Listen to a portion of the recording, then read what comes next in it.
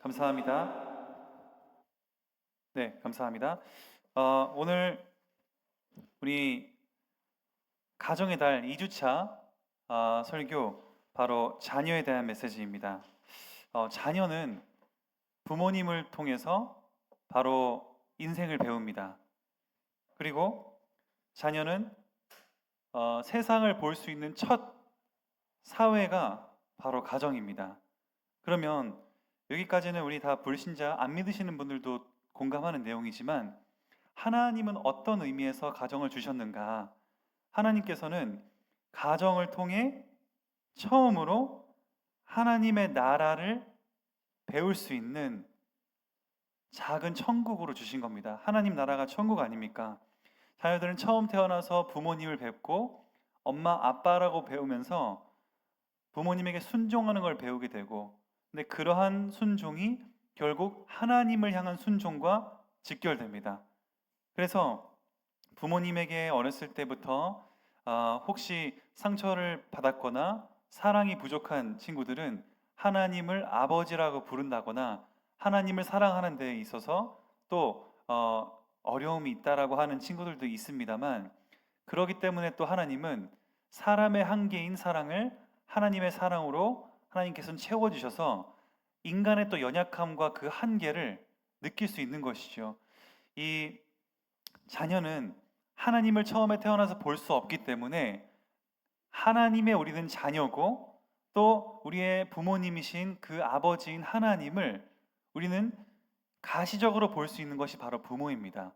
그래서 지난주에 부모는 삶으로 설교하는 설교자다라는 이제 말씀을 소개해 드렸었고, 자녀된 입장으로서 그러면 어떻게 저희가 받아들이고 배워야겠는가? 바로 자녀는 부모님을 통해서 부모님을 공경하면서 부모님에게 순종하면서 세상을 배움과 동시에 그것이 곧 하나님께 순종하는 법으로 우리는 배워야 되는 것이겠습니다. 반대로 우리 서론적으로 부모님이 원하는 것은 무엇인가? 부모님, 우리 다 어버이날에 부모님에게 감사합니다, 뭐 오래오래 사세요, 사랑합니다 이런 표현을 하셨겠지만 부모님이 가정에게 자녀에게 원하는 것은 그 뭐 성공해서 위대한 인물이 되는 것도 있겠지만 그런 것보다 사실 어, 가장 행복하게 사는 것을 아마 원하실 것입니다. 이 일반적으로는 부모는 자녀의 행복을 원합니다. 자녀가 엄청나게 위대한 인물이 되지 않더라도 엄청나게 돈을 많이 벌지 못할지언정 정말 한 아이가 행복하기를 바라는 것이 부모의 마음이 아니겠는가? 저도 초보 부모로서 그러한 마음을 생각해 보게 됩니다. 그런데 자녀가 행복하려면 어떻게 해야 되는가? 여기에서 많은 대답이 갈릴 수가 있습니다. 어떤 분들은 돈이다. 어떤 분들은 권력이다. 어떤 분들은 진짜 내가 하고 싶은 것만 마음껏 하는 것이다. 여러 가지의 가치관들이 있을 수 있겠지만 여기에 우리 기독교 세계관을 조금 대입해 보면 바로 삶의 질서가 있어야 되는데 질서 안에 있을 때 가장 자유롭고 행복할 수 있다.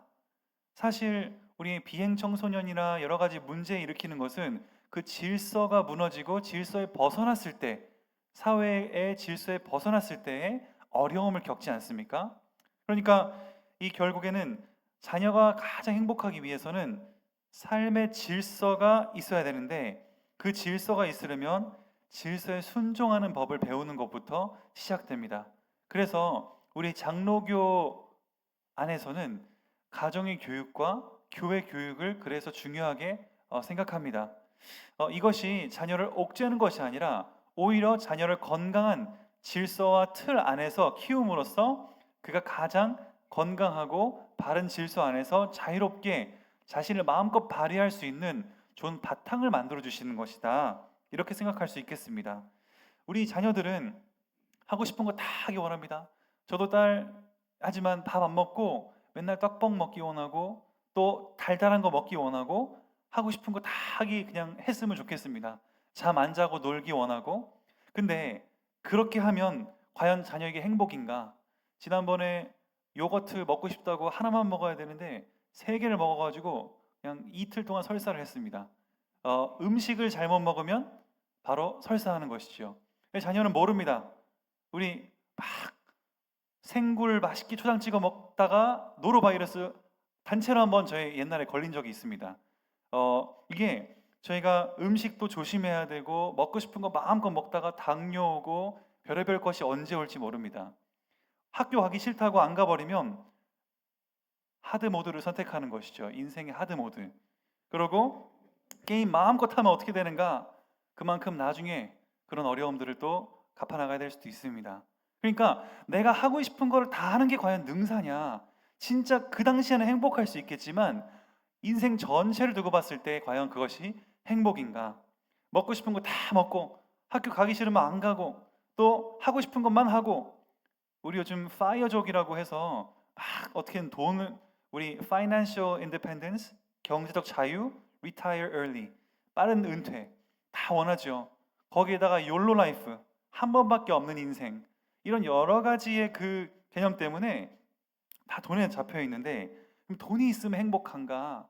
그렇지 않은 것을 알 수 있습니다. 뭐 이런 예를 들면 너무 길어지기 때문에 우리 코인 대박 났다가 50억, 70억 내가 예상한 것보다 20대의 돈의 그 성취를 이루니까 자살한 사람들이 많았습니다. 목표가 사라진 것이지요. 결국 돈이 능사가 아니라는 것을 우리는 사회의 어떤 현상을 통해 보게 됩니다. 너무 유감스러운 일이지만 그래서 인간에게는 늘 그 신을 찾고자 하는 그 종교적인 마음의 안에 그 갈급함이 있기 때문에 그게 영적인 부분, 영적인 존재라는 뜻이고 영혼을 가지고 있다는 것이기 때문에 아무리 이 세상에 많은 것들을 누리고 한다고 하더라도 한편에는 그 뭔가 어떤 신적인 존재와 내통하고자 하는 저희는 그것을 하나님으로 받아들이죠. 마음을 비운다고 해서 되는 것도 아니며 계속 비우면 또 채우고자 하는 욕망이 있기 때문에 저희는 늘 하나님이 우리를 설계한 것이 하나님과 함께하고 하나님과 사랑의 교제를 하기 위한 것입니다. 사실 그래서 이게 다 이어지는 것이지만 부모의 역할이 그래서 중요하고 부모와의 관계가 좋을 때 하나님과의 관계도 좋을 수 있는 것이고 다 연결되어 있는 것이지요. 근데 안타깝게도 우리 가정은 모든 질서의 기초인데 질서가 무너졌습니다. 왜냐하면 포스트 모더니즘의 세계관은 너무나 무서운 세계관입니다. 예전에는 이 질서라는 게 있었고 도덕도 도덕의 기준이 명확했고 질서도 질서의 기준이 명확했는데 포스트 모더니즘은 뭡니까? 그것을 다 부정하는 겁니다. 이성주의도 부정하는 겁니다. 그래서 지금 동성애가 활발하게 일어나는 것도 이 영향인 것입니다. 왜 남자와 여자만 있다고 말하는가? 그 질서도 파괴한다. 그리고 왜 나는 꼭 학교에 가야 되는가? 왜 나는 9시면은 9시 정각에 출근하면 되지 10분 일찍 오라 그러는가? 우리 어떻게 생각하십니까? 9시 출근이면 몇 시까지 가야 됩니까? 대답하지 마십시오. 예, 마음속으로만 알고 계시면 되겠는데 이것으로 MZ를 분별할 수 있다 아닙니까? 예, 9시에 일을 시작하는 상태냐? 9시까지 내 몸만 가 있으면 되냐? 부터 시작해서 그러면 또 10분 일찍 갔으면 10분 일찍 퇴근해야 된다. 이런 개념들 여러 가지가 다 사실은 이때까지 사회의 어떤 질서와 통념들이 사실은 나는 인정할 수가 없다. 그 모든 질서 파괴 거기에 제일 영향받는 게 무엇입니까? 왜 예수 그리스도로만 구원받냐 이겁니다. 이 사상은 다 종교로 연결되게 되어 있습니다. 그러니까 왜 너네만 예수 그리스도가 진리라 그러냐? 지금 WCC 저런 데는 함께하고 얼마나 좋냐? 사회는 불교 신자가 불교 스님이 보시고 목사님 설교하시다가 끝날 때는 또 행사로 굿판 버리고 다 함께 연합하는 것이다. 진리를 파괴하자. 사실 이러한 여러 가지 종교까지 영향을 주고 있습니다. 그러니까 사실 지금 신앙생활하기가 너무 혼란스러운 시대입니다. 예전에는 그래도 신에 대한 두려움, 그러니까 이 어떠한 두려움이라는 것이 있었고 질서가 그래도 세계관의 역사 속에 있었는데 이제는 그것도 다 파괴한다. 결국 절대 기준이 없으면 누가 기준입니까? 나입니다. 내가 말하는 게 진리다. 너 남자이면서 여자이고 싶어? 그러면 네가 진리야. 나는 여자인데 남자이고 싶어. 그럼 나는 내가 더 진리다. 이렇게 내가 원하는 것이 진리가 되는 그것이 포스트 모더니즘의 세계관 아닙니까? 그러니까 기독교는 절대 진리를 얘기하는데 포스트 모더니즘은 진리를 파괴하니까 이것은 완전히 이 세계관과 완전히 충돌되는 지금 세계 속에 살고 있는 것이죠. 그러니까 내가 내 삶의 주인이다. 이것에 익숙해진 문화, 이것에 익숙해진 사회 분위기 속에 하나님을 내 주인으로 삼는다? 구원은 받을 수 있을지언정 삶이 정말 어려워지는 겁니다. 내가 너무 소중하고, 그러니까 이게 어떻게 연결됩니까? 직장 생활. 그러니까 인권이 강화될 수밖에 없는 겁니다. 내가 중요하니까. 그러니까 직장 생활에서도 아까 말씀드린 여러 가지, 내가 왜 이러한 일들을 해야 되냐, 속된 말로 전문 용어로 시다바리를 해야 되는가, 그리고 동성애, 나는 왜 꼭 남자와 여자만 사랑해야 되는가. 지금 작품성도 잘 아시지만 제가 예전에 음악을 했을 때에도 발레 같은 경우에는 동성애가 많은 이유가 작품성 있게 보는 그 심사위원들의 기준이 평범한 걸 하지 말아야 됩니다. 작품성이라는 기준이 평범하지 않음에서 시작된답니다. 그러니까 남자와 여자의 사랑은 평범하지 않습니까? 독특한 걸 찾기 위해 남자와 남자의 사랑, 여자와 여자의 사랑을 기획하게 되는 것이죠. 처음에는 남자끼리 막 발레 부딪히다가 막 싫다 이렇게 하다가 계속 부딪혀야 되지 않습니까? 그러다가 괜찮아지다가, 그러다가 동성애자가 이해가 되네 하다가 동성애자가 된다. 이런 것이 이제 발레에서 많이 일어난 일이라고 하는데, 지금도 마찬가지인데 이러한 동성애, 그리고 부모 관계도 마찬가지입니다. 부모님의 질서 안에서 부모님의 사랑을 배우고 존경하고 하는 개념에서 생각해 보니까 부모가 나한테 해준 게 뭐가 있냐, 이러한 개념이라든지, 부모는 나한테 도움이 안 된다, 뭐 여러 가지 나중심의 기준, 부모에 대한 감사함과 가정의 어떤 그 구조보다는 나의 어떤 행복을 주장하다 보니까 하나님이 주시고자 하는 이 가정의 질서를 통한 하나님의 나라의 질서를 도저히 이해할 수가 없는 지금 사회로 흘러가는 것입니다. 그러나 하나님의 창조 질서는 무엇입니까? 오늘 에베소 6장 1절에 이렇게 써 있습니다. 자녀들아 부모에게 순종하라 이랬습니까? 아닙니다. 자녀들아 주 안에서 부모에게 순종하라 이렇게 써 있습니다. 주 안에서. 그러니까 주님 안에서, 주님께서 세우신 부모란 얘기입니다. 부모님이 그럼 완벽하기 때문에 순종하라는 얘기입니까? 아니지요. 이 세상 전 세계에 완벽한 부모란 없습니다. 성격적으로나 뭐나 다 살다 보면 한 번이라도 우리는 사람이기 때문에 구조적으로 결함이 있을 수밖에 없습니다. 우리 신학적으로 그것은 전적 부패라고 합니다. 하나님을 떠나서 하나님의 형상을 잃어버렸고 도덕적 양심만 조금 남아 있습니다. 근데 세상을 바라보니 그 양심마저 불타버린 사람들이 너무나 많습니다. 우리 살다 보면 아무리 돈이 많고 아무리 교육자 집안이라 할지라도 부모님이 완벽해서 우리는 부모님께 따르는 게 아니죠. 기본적인 공경은 있지만 우리 기독교인들은 뭐로 이해해야 됩니까? 하나님이 창조 질서를 이렇게 세우셨구나. 그것이 어디서 시작됐습니까? 아담과 하와입니다. 아담과 하와를 지으시고 그 다음에 자녀를 주셨습니다. 왜 태어나면 다 똑같이 그냥 공평하면 안 됩니까? 그게 아니죠. 어렸을 때부터 부모님의 품 안에서 크면서 많은 것들을 공급받고 배우면서 하나님의 관계를 배우고, 단순히 먹고 마시는 걸 넘어서 여기에는 사람 관계를 배우고, 그러니까 부모님들이 예의를 가르치지 않습니까? 식당에서 밖에서 막 훔치고 싶은 거 다 훔치고, 그게 아니라 사람 관계를 배우고, 음식도 자신을 관리하는 법 배우고, 건강을 배우고, 경제와 법과 특히 이제 우리 그리스도인들은 교회라는 틀 안에서 하나님을 섬길 수 있는 그 신앙까지 연결짓는 것이 부모의 역할 아닙니까? 그러니까 에베소 6장 2절에 내 아버지와 어머니를 공경하라, 이것은 약속이 있는 첫 계명이다, 이렇게 나와 있습니다. 그러니까 부모 사랑을 통해 결국 제가 계속 말씀드리지만 하나님의 사랑을 배워야 되는 것입니다. 그러니까 부모님은 성경을 가르치시는 것이고, 왜냐하면 삶을 통해 설교하시니까 우리의 삶이 다 설교의 내용입니다. 그리고 부모님은 성경을 알아갈수록 삶을 통해서 그 성경의 가치들이 나오지 않습니까? 부족하지만서도 그걸 통해서 자녀는 부모님은 하나님을 믿는 분이구나, 성경에서의 삶은 저렇게 사시는 거구나를 배우는 것이고, 그러니까 하나님에 대해서 알게 되고, 그러면서 동시에 부모님은 실수하니까 인간이란 무엇인가, 하나님을 떠나서 이 양심이 부패했고 하나님의 형상을 잃어버렸었구나, 그러니까 지금 완벽할 수가 없는 것이 당연하구나, 부모님을 이해하게 되고. 그러니까 부모님이 연약한 분들도 있고 다 차등이 있지 않습니까? 그런데 어떤 자녀는 나는 왜 이런 부모를 만나서 불평하는 친구들이 있습니다. 그거는 인간과 하나님을 제대로 이해 못해서 그렇습니다.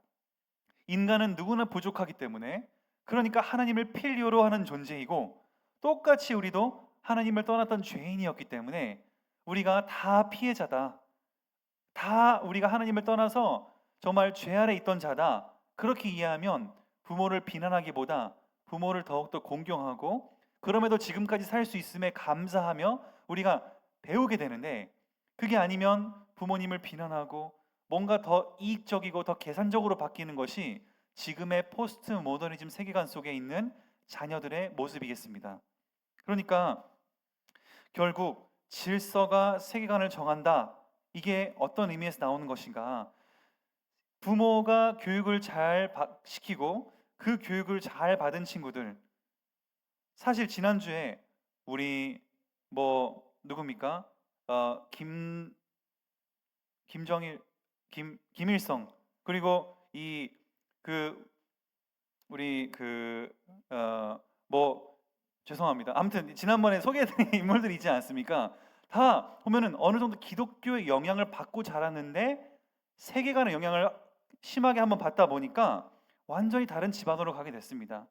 사실 김일성 같은 경우에도 기독교를 비박하는 이유가 기독교를 너무 잘 알고 있기 때문이다, 이렇게 우리 얘기하시는 분들이 있는데, 기독교의 정서를 너무 잘 알수록 그거에 대해서 다른 세계관을 맞이했을 때 기독교의 핍박이 있을 수밖에 없는 것이죠. 근데 지금 가만 보면 아까 말씀드린 것처럼 지금의 세계관은 기독교에 반대되는 것만 존재합니다. 문화도 지금도 넷플릭스 1위를 보니까 무슨 학교의 어떤 물인데 저주받아서 그 저주를 해결하는 어떤 그 내용이더라고요. 굉장히 영적인 얘기, 또 동성애적인 얘기. 제가 저희 부모님 어버이날이라고 그 결혼 기념일이라고 그냥 사실 제가 나름 목사로서 컨텐츠의 내용을 한번 보고 도와드렸어야 되는데, 우리 부모님 좋은 컨텐츠 하나 보여드리자 뮤지컬을 그냥 이리 보고 바로 예매드렸더만 알고 보니까 그것이 동성애물이었더라고요. 그래서 이게 자녀로서 목사로서 제가 참 엉뚱한 짓을 했구나. 어쩐지 다녀오셔서 아무 말씀이 없으신 게, 왜 보통은 잘 봤다라고 한마디 하실 텐데 동성애물을 제가 보여드렸구나. 우리 기독교에서 이러한 어떤 안타까운 일들이 일어나고 있는데, 중요한 것이 지금 많은 문화들이, 이 여러 가지의 어떤 문화들이 다 피할 수 없다라는 겁니다. 피할 수 없다. 그런데 이러한 세상 속에 살아야 되는 자녀들에게 저희가 바른 질서와 세계관을 정립해주지 않으면 이런 것을 그냥 어느새, 그러니까 K-팝 데몬, K-대원 같은 경우에도 얼마나 멋있어 보입니까? 우리나라의 인천공항에도 그걸 위한 부스가 열렸더라고요. 제가 지난번에 팔라완 갈 때 보니까 아예 그거에 사진 찍고, 외국인들은 이 그 갓 같은 거 쓰고 귀신 그 어떤 탈 같은 거 하면서 사진 찍고, 그 문화가 K-팝 문화라고 해서 이런 어떤 무속 문화가 막 확산되고 있는데, 기독교 세계관을 더욱더 받아들이기 힘든 그러한 세계관인데, 간단하게 말씀드리지만 세상 세계관은 주권이 모든 것이 인간입니다. 이따가도 헤겔과 슐라이 에르마어란 분을 소개해드리겠지만 신학자인 것 같고 또 유명한 기독교 배경 안에 있는 것 같지만 결국 그럴싸하지만 뭡니까? 그럴싸한데 주권이 인간적 해석인 겁니다. 그러나 기독교 세계관은 주권이 하나님한테 있다. 자, 보십시오. 우리 세상 세계관은 하나님을 인간 수준으로 해석합니다. 기독교가 무엇인가를 정의하고자 하는 두 명의 유명한 철학자들이 있었습니다. 바로 19세기 초반에 우리 독일 베를린 대학의 교수들이었던 헤겔과 슐라이 에르마음이다. 둘이 옆방을 쓰던 같은 교수들이었는데, 헤겔은 정반합을 주장한 철학자였습니다. 그리고 슐라이 에르마음은 신학자였지요. 근데 정반합이 뭡니까? 정은 이게 왜 이런 생각을 하게 되냐면, 프랑스 혁명 때 나폴레옹이 완전히 이 오래된 그러한 국가의 제도를 완전히 개혁해서 새로운 국가의 제도를 탈바꿈하지 않았습니까?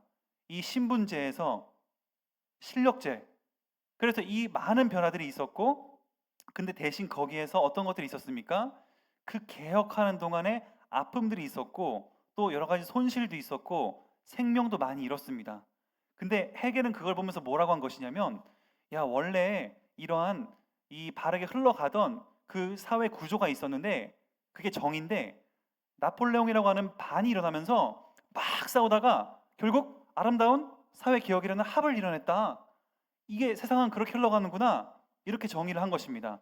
근데 그의 주장은 뭐냐면, 그러기 때문에 일어날 수 있는 손실, 결국 나폴레옹의 개혁으로 프랑스 사회가 더 좋게 개혁이 됐기 때문에 거기에서 일어났던 생명적 손실, 경제적 손실들은 당연하다.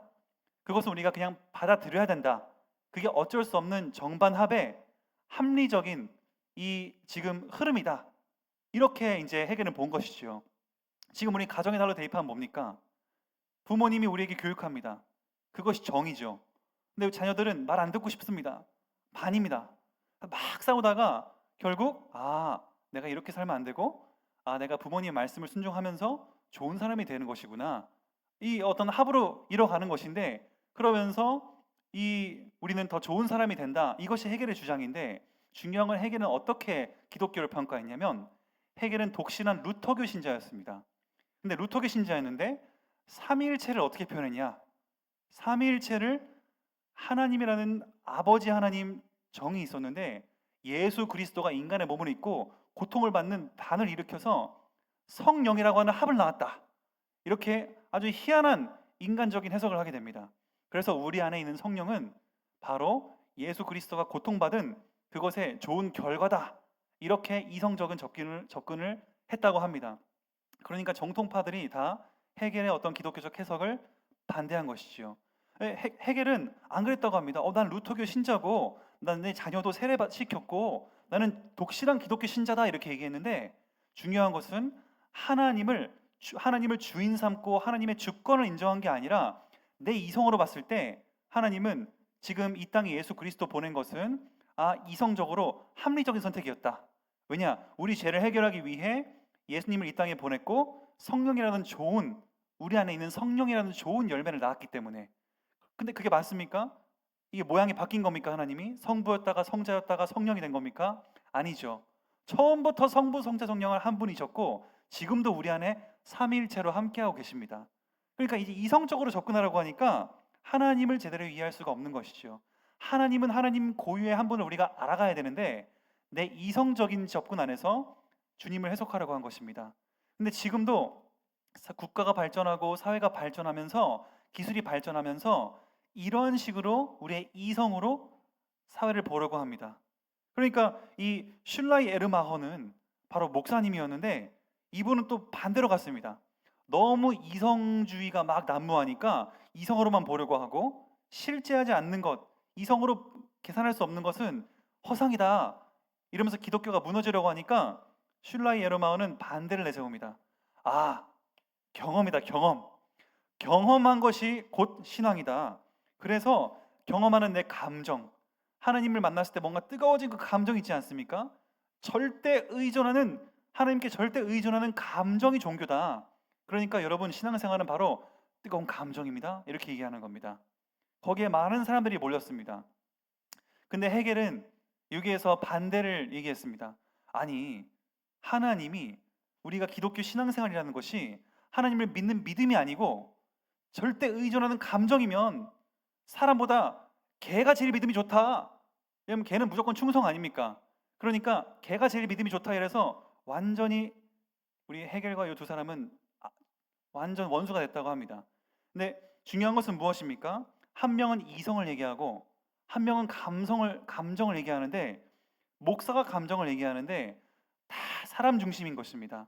하나님이 자신을 드러내시고 우리 신앙생활은 뭡니까? 이성도 감성도 아니고 우리는 하나님을 더욱더 알아가고 하나님과 사랑의 교제를 나누는 것. 이거 모든 것이 다 같이 있는 것이죠. 거기에 믿음이라는 것이 있습니다. 믿음이라는 것은 우리 이성으로 계산할 수 없고 감정으로 알아차릴 수 없는 한계가 있습니다. 하나님이 주시는 믿음은 우리를 초월하는 믿음이고 우리에게 영원한 생명을 주는 믿음이기 때문에 단순한 감정이나 이성이 아니라는 것이죠. 제가 왜 이런 말씀을 드립니까? 지금 우리가 사는 세상은 다 질서가 인간 중심적인 사고를 할 수밖에 없는 질서 속에 살고 있기 때문에 하나님이 우리에게 가르쳐 주시는 질서란 믿음이라고 하는 어마어마한 다른 차원의 질서라는 것입니다. 우리는 이 세상의 그 사회를 배워가면서 동시에 하나님이 나를 이 세상 속에서 구원했다. 예수 그리스도가 내 모든 죄와 이 인간적인 타락함에서 구원했다. 내 죄를 위해서 돌아가셨다라고 하는 그 사실을 믿을 수 있는 그 믿음이 이 이성과 감성으로는 절대 알아챌 수 없는 하나님의 특별한 선물인 것입니다. 그러니까 우리 기독교 세계관은 기준이 오직 성경입니다. 과학기술의 발전이나 지금도 역사학자들은 어떤 역사의 고고학적 발견을 통해 오직 그러한 것들을 통해 기독교를 증명하려고 하는 분들도 있습니다. 물론 참고는 할 수 있겠지만 역사적 사실만이 전부는 아니지요. 또 이성이 전부가 아닙니다. 우리 기독교 세계관은 무엇입니까? 오직 성경을 통해서 내 감정과 이성은 한계가 있구나. 하나님에 대한 믿음은 오직 하나님만 주실 수 있고 우리 인간은 너무나 타락해서 하나님을 알 수 없는 존재였는데 하나님이 나에게 특별한 은혜로 나를 구원하셨구나. 내 눈을 열어주셨구나. 나에게 내가 받을 수 없는 자격인 나에게 이 영원한 생명을 주셨구나. 그것이 우리에게 주신 기독교적인 세계관인 것이죠. 그러니까 우리는 성경을 통해서 믿음을 배우는 것이 내 생각, 이성적 사고를 통해서 기독교를 재는 것이 아니고 감정을 통해서 내가 어느 날 방언이 터졌다고, 어느 날 꿈속에서 무언가를 봤다고, 그런 체험을 했다고 해서 하나님을 믿는 것이 아닙니다. 그러니까 여러 가지 찬양 집회를 가거나 뭔가 거기서 방언을 하거나 뜨거운 그러한 방언을 체험한 사람은 심심해서 성경을 볼 수가 없습니다. 하나님은 자신을 성경을 통해서 드러냈고 오직 성경을 통해서만 하나님을 알 수 있도록 하나님은 이렇게 좋은 틀을 주셨는데 이것이 가만히 책을 읽는 것처럼 봐야 되니까 얼마나 심심해 보이겠습니까? 그러니까 누가 막 방언을 했다, 누가 기도했더니만 막 기적이 일어났다, 누가 뭐 병을 기도하니까 병이 한 번에 나았다, 그런 강력한 도파민이 나오는 체험을 해버렸는데 심심해가지고 이거 성경을 읽어지겠습니까? 가장 중요할 때에는 꼭 그거를 찾게 될 수밖에 없는 것이지요. 하나님을 다시 생각해 본다면 하나님은 저희에게 어떻게 보면 가장 객관적으로 하나님을 드러내신 것입니다. 체험이나 주관적으로 누구에 의존하지 않고 성경을 통해서 하나님을 바르게 알 수 있도록 하나님은 절대적 기준과 진리를 주신 것입니다. 저희는 이러한 세상 속에 성경을 통해서 믿음을 키울 수가 있는 것이지요. 그러고 나서 뭡니까? 오직 그리스도. 우리는 구원이 헌금 많이 내거나 교회 부모님이 신앙생활 했으니까 나는 괜찮다. 아닙니다. 부모님이 신앙생활 했다고 하는 것은 부모님의 신앙생활이고 나의 신앙생활은 따로 있는 것이죠. 오직 그리스도는 우리 개인 한 분을 위해서 우리의 모든 죄를 해결하시기 위해 십자가에 못 박히신 줄 믿습니다. 그러면서 오직 하나님께 영광. 이것은 무엇입니까? 지금 이렇게 세상 세계관이 다 파괴가 됐는데 질서가 다 무너졌는데 우리 믿는 그리스도인들은 바르게 성경대로 살면서 이 모든 정치, 경제, 문화 이 영역 속에 바로 하나님의 영역, 하나님의 주권을 회복하는 그 삶을 우리는 사는 것이지요. 그래서 더 나은 세상을 우리는 꿈꾸는 것이 바로 이 그리스도인들의 어떠한 문화를 바꾸고자 하는 그 마음이겠습니다. 그런데 문화를 바꾼다고 구원받는 것은 아닌 것이지요. 마지막입니다. 바른 질서의 결과는 무엇입니까? 에베소 6장 3절에 이로써 내가 잘되고 땅에서 장수하리라. 단순히 이것은 세상적인 성공을 얘기하는 게 아닙니다.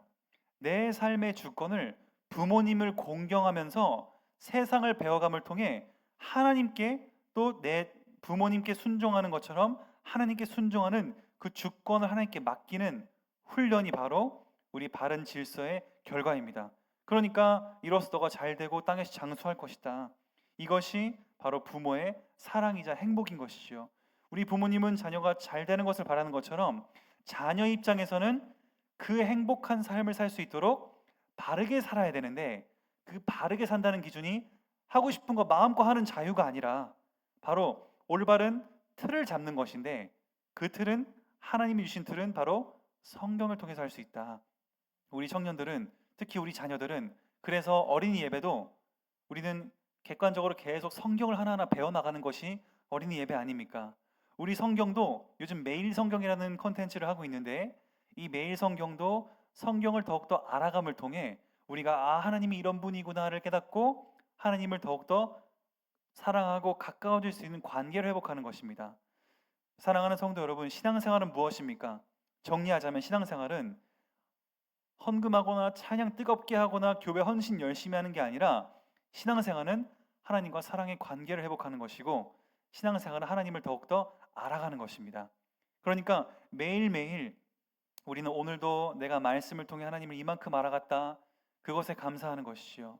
우리 자녀분들은 부모님이, 내가 부모님께 이런 말씀을 드렸을 때 부모님이 이것에 화가 날 것이다, 내가 이렇게 행동했을 때 부모님은 좋아할 것이다, 굳이 부모님 찾아보지 않아도 감각적으로 알지 않습니까? 그것은 삶을 통해서 그 부모님의 질서 안에서 우리는 배운 것입니다. 그런 것처럼 우리가 하나님을 더욱더 성경을 통해 알아갈수록, 하나님은 이것을 좋아하시고 하나님은 이것을 싫어하시는구나. 그러면 기도라는 것도 달라집니다. 기도가 무엇입니까? 그리고 또 기도 응답받는다는 건 무엇입니까? 또 기도할 때 우리 이런 표현 많이 하죠. 성령 인도 받으세요. 이런 표현 많이 하지 않습니까? 그건 다 무엇입니까? 성령 인도 어떻게 받습니까? 하나님, 제가 직장 어디로 가야겠습니까? A 직장 가야겠습니까? B 직장 가야겠습니까? 막 기도하면 하나님 에이 이렇게 얘기하십니까? 그렇게 안 하십니다. 하나님은 죽었다 깨어나도 그런 일이 없습니다. 하나님은 어떻게 하냐면, 객관적으로 이것을 다 따져봤을 때 내가 십계명대로 살기 좋은 게 무엇인가? 말씀이 항상 기준입니다. A 직장은 주의를 못 빠져야 되네. 근데 B 직장은 주의를 지킬 수 있구나. 그러면은 선택이 쉬워지죠. 근데 둘 다 또 비슷하네. 이제 여러 가지 그러한 것 속에 우리는 가장 뭡니까? 십계명을 따라 사는 것이죠. 무엇이 조금 더 하나님께 영광을 드릴 수 있고, 이 어떤 직업의 특성상 뭐가 더 하나님께 영광이 되는가? 어떤 것들은 술이나 담배나 마약 쪽에 너무나 큰 금액적 제한이 왔다고 해서 가면 되겠습니까? 사람을 죽이는 일이나 사람에게 피해를 주는 일인데 돈이 중요한 게 아니죠. 성령 인도는 그렇게 찾아가는 겁니다. 기도하고 있는데 누가 하나 이렇게 얘기해 주는 게 아니라 우리는 성경이 기준입니다. 그러니까 진짜 조심해야 될 어떤 그 상황들이 뭐냐면, 하나님께 음성을 듣는 상황입니다. 이런 부분 제일 조심해야 됩니다. 저도 하나님께 음성을 들었다고 하시면 전 할 말이 없습니다. 왜냐하면은 하나님께 음성을 듣는 분이 제가 무슨 얘기를 하겠습니까? 그런 분과. 하나님께 음성을 들으면 되지. 하나님께 음성을 듣는데 그 어떤 음성이 뭐냐? 환상이에요. 환상. 제가 오늘 당신을 섬기라고 했습니다.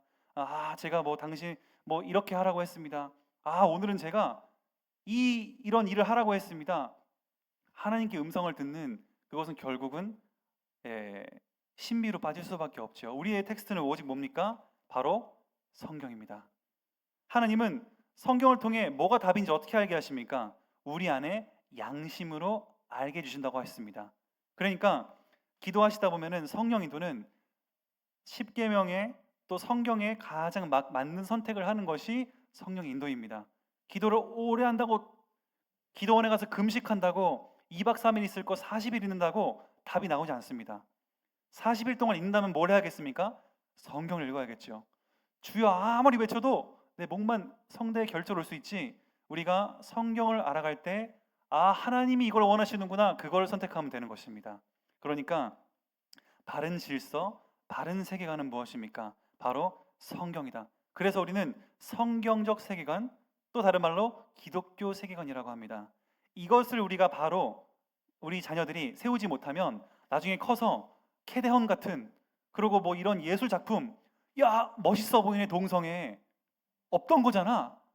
그리고 없던 이 질서잖아. 파괴된 질서의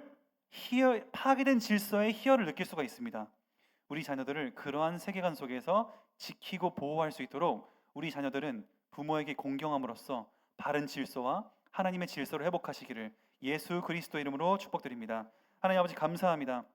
하나님, 우리는 부족하고 연약해서 하나님을 알 수가 없는데 하나님은 신비나 어떠한 체험이나 환상이 아닌 성경이라는 객관적인 우리 텍스트를 통해 하나님을 알 수 있게 하심에 감사합니다. 하나님, 이 세상은 파괴적인 세계관이고 질서를 다 무너뜨리는 세계관 속에 우리를 구원하신 것은 기적 중의 기적인 줄 믿습니다. 하나님, 우리의 믿음을 잘 지켜나갈 수 있도록 우리의 자녀들이 바른 교육을 받게 하시고 또 우리의 자녀들은 정말 바른 교육을 받고자 하는 그 부모를 순종함과 하나님께 순종하는 마음이 회복되게 해주시옵소서. 예수 그리스도의 이름으로 기도드립니다. 아멘.